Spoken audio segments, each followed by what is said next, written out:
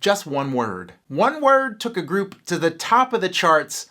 One word launched pop dance music into the 1980s like a rocket.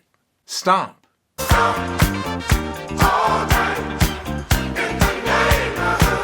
Released just ahead of the Light Up the Night album in February of 1980, Stomp took the Brothers Johnson to #1 on the R&B and dance charts. Part funk, part soul, part disco, the song, produced by Quincy Jones, was steeped in groove and layered in orchestral sounds, but with a pop sensibility.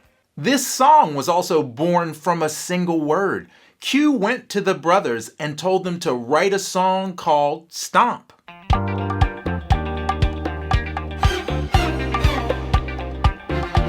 Here's one musical reason we love this song: common tones. These chords share similar notes.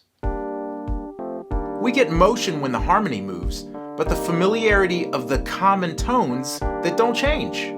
This record also includes studio royalty, including J.R. Robinson on drums, and Greg Fillinganes, Steve Porcaro, and Rod Temperton, who also wrote lyrics for the song, on keys. And of course, the Brothers Johnson themselves, George on guitar and vocals, and Louis on bass, keys, and vocals. Louis Johnson's career as a studio bassist was in full gear at this point.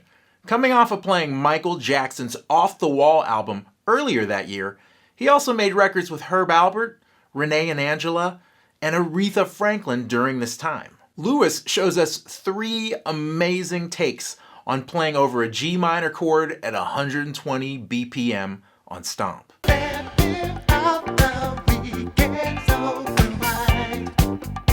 Although he's known as one of the progenitors of thumb-style bass playing, do not sleep on Louis Johnson's finger-style grooves. He was precise, articulate, and had one of the most unique voices on that Music Man bass.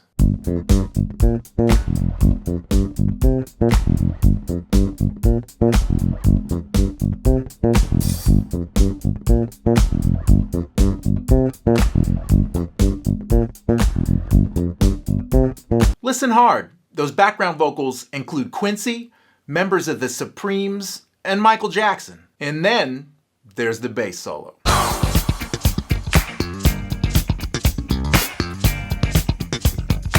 A tour de force and one of the most iconic bass solos ever.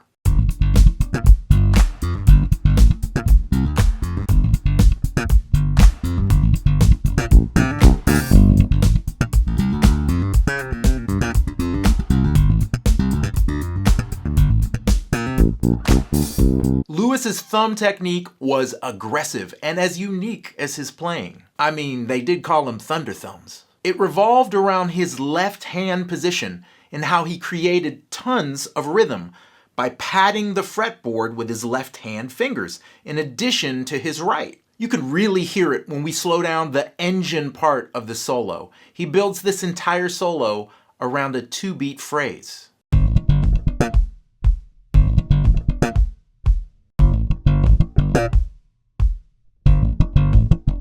It's all about dynamic rhythm, and he was one of the best at creating it, in both hands. And did you hear that ritornello that happens during the keyboard solo? They take the melody from the verse and they change it to the key of C minor and play it as a background for the keyboard solo.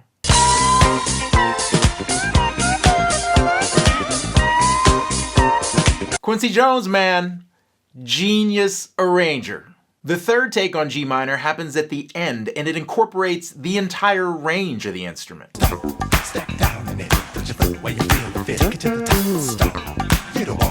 Instead of a reprise, they send us out with a completely different bass line in what can only be described as proto-rap.